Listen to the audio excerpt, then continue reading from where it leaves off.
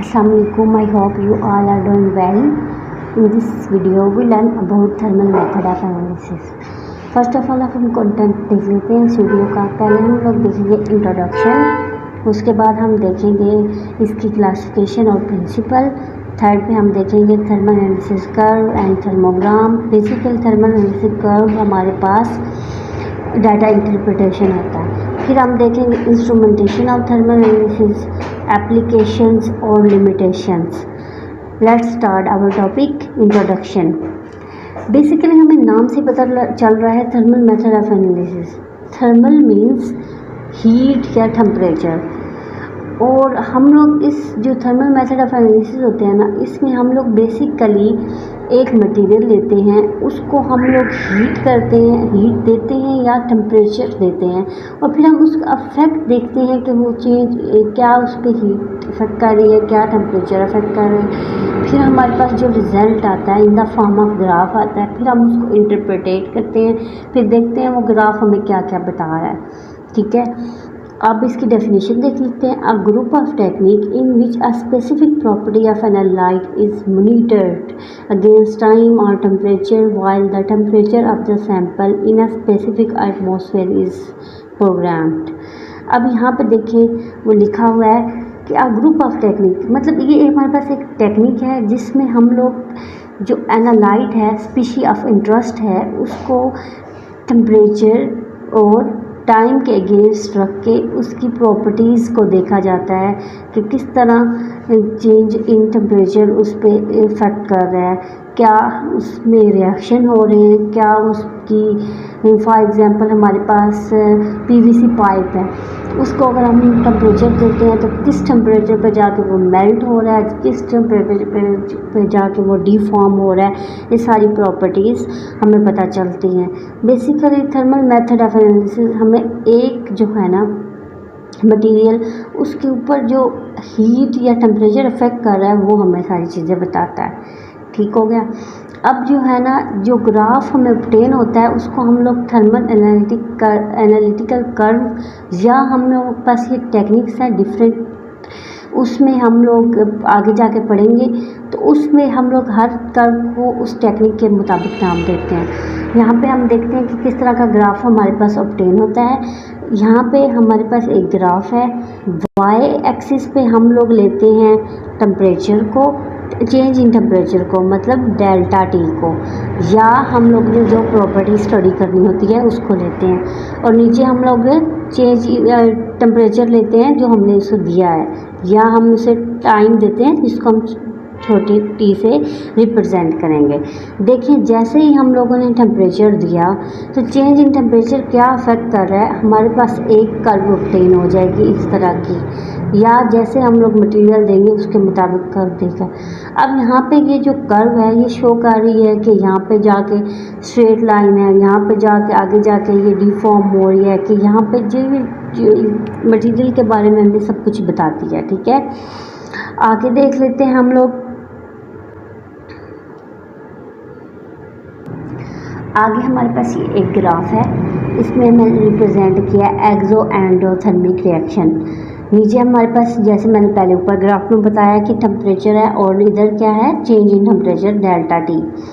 अब यहाँ पे देखें, यहाँ पे पहले पे नीचे की तरफ कर्व जा रही है, और फिर हम लोग देखें तो नीचे की तरफ कर्व जा रही है, और जहाँ पे देखें यहाँ पे ऊपर की तरफ कर्व जा रही है। तो ये एक्सोथर्मिक रिएक्शन है। एक्सोथर्मिक रिएक्शन वो रिएक्शंस होते हैं जिसमें हीट रिलीज होती है, सिस्टम में सराउंडिंग में हीट रिलीज हो रही है रिएक्शन की वजह से।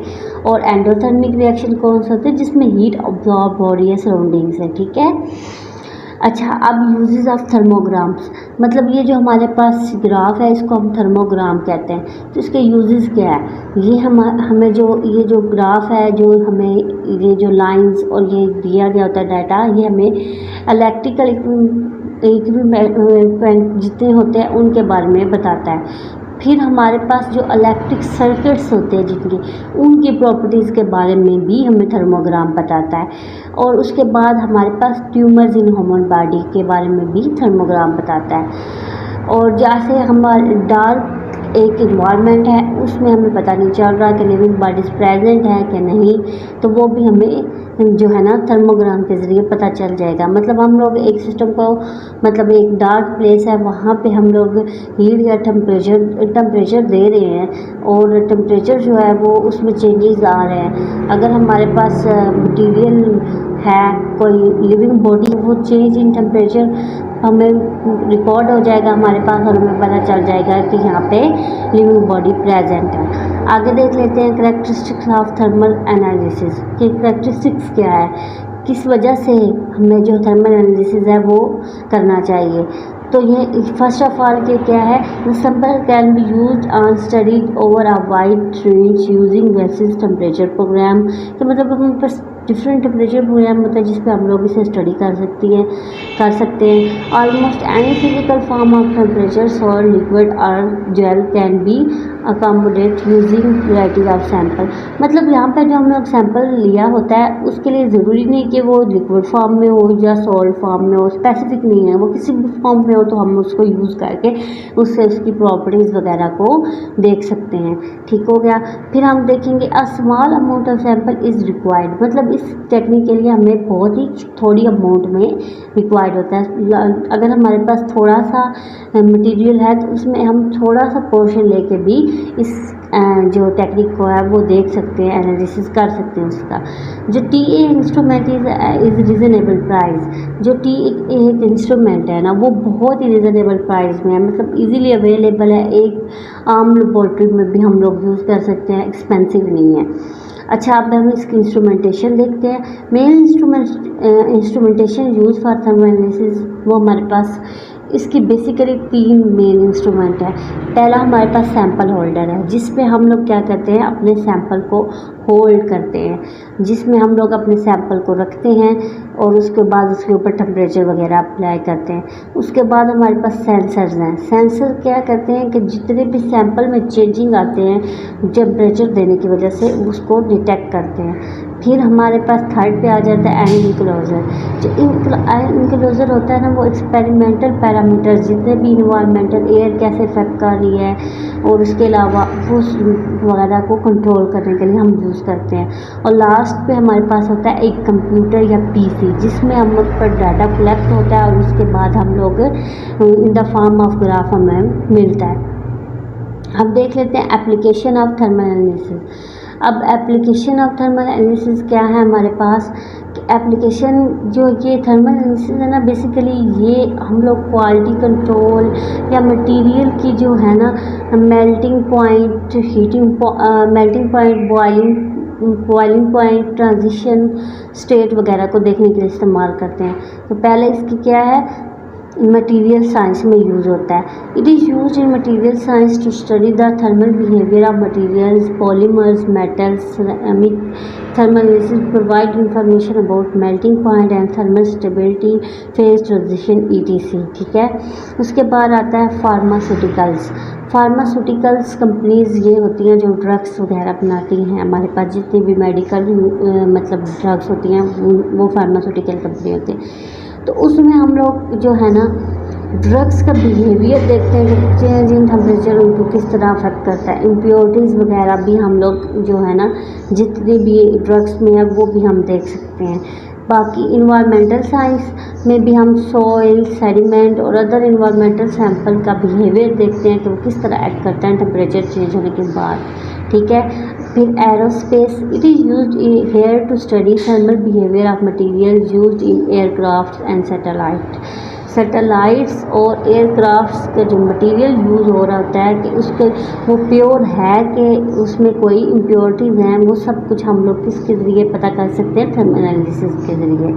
उसके अलावा हमारे पास कंस्ट्रक्शन में थर्मल एनालिसिस यूज़ होता है कि जो थर्मल बिहेवियर होता है building material such as concrete, और जो हमारे पास इंसोल्यूशन वगैरह यूज़ हो रहे हैं कि वो प्योर फॉर्म में है कि उनमें कोई इम्प्योरिटीज़ वगैरह है, मतलब बेसिकली ये क्वालिटी कंट्रोल में यूज़ हो रहा है। लास्ट में हम देखते हैं लिमिटेशन ऑफ थर्मल एनालिसिस। पहली लिमिटेशन है लिमिटेड सैंपल साइज, क्योंकि हमारे पास सैंपल साइज बहुत थोड़ा होता है। अगर हमारे पास ये देखें इतना है मटेरियल, तो उसमें से हम लोग सिर्फ एक छोटा सा पोर्शन लेंगे, तो वो छोटा सा पोर्शन जो है वो हमारे पास हो सकता है कि उसकी प्रॉपर्टीज़ बाकी सैंपल जितना हमारे पास पड़ा है मटेरियल उससे डिफरेंट हो, तो इसलिए वो रिप्रेजेंटेटिव नहीं भी हो सकता है क्योंकि उसके स्मॉल साइज़ है। लिमिटेड टेम्परेचर रेंज, इसका ड्रॉबैक ये है कि इसमें लिमिटेड टेम्परेचर यूज़ किया जाता है, मतलब 100 सेल्सियस 1000 सेल्सियस तक लेकिन कुछ मटेरियल होता है वो जो अपने बिहेवियर थर्मल बिहेवियर वो 1000 से प्लस जाके टेम्परेचर पे शो करना स्टार्ट करते हैं, तो ये भी इसका एक ड्रॉबैक है।